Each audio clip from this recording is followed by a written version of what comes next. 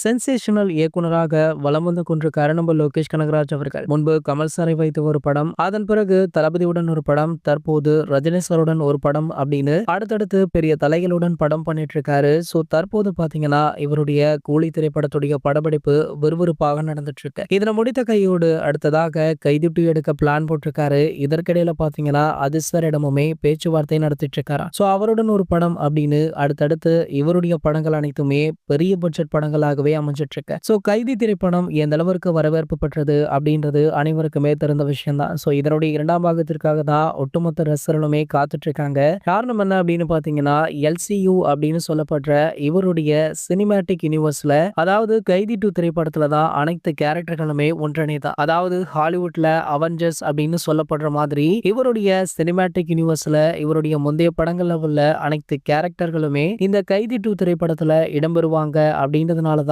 இந்த படத்திற்கு ஒரு மிகப்பெரிய ஹைப் இருக்கு. இந்த விஷயத்தை கூட அண்மையில லோகேஷ் அவர்களே உறுதியுமே பண்ணியிருந்தாரு. ஆகையால கைதி 2 திரைப்படத்தை கார்த்தி ரசிகர்கள் மட்டுமல்ல, தளபதி ரசிகர்களும், சூர்யா ரசிகர்களும், கமல் அவர்களுடைய ரசிகர்களுமே ஆவலுடன் இந்த படத்தை எதிர்நோக்கி காத்துட்டும் இருக்காங்க. சோ இந்த படத்துல தளபதி விஜய் அவர்களுக்குமே ரோல் உள்ளதாம். ஆனால் தளபதி விஜய் அவர்கள் சம்மதித்தால் கண்டிப்பாக லோகேஷ் அவர்கள் தளபதி விஜய் அவர்களை இதுல இணைத்துக் கொள்வார் அப்படின்னு மாதிரி செய்திகளுமே வெளியாகி இருக்கு. காரணம் என்ன அப்படின்னு பாத்தீங்கன்னா தளபதி விஜய் அவர்களுடைய கடைசி திரைப்படம் தான் தளபதி 69வது திரைப்படம் அப்படின்னு சொல்லப்படுது. சோ இந்த படத்தை சீக்கிரமா முடிச்சா கூட தளபதி விஜய் அவர்கள் கைதி 2 படத்துல இணைய அதிகப்படியான வாய்ப்புகளுமே இருக்கு. இது போன்ற சினிமா செய்திகளை பத்தி நீங்க உடனே தெரிஞ்சுக்க நம்மளுடைய தளபதி டாக்கீஸ் அப்படின்ற நம்ம சேனலை சப்ஸ்கிரைப் பண்ணிக்கோங்க.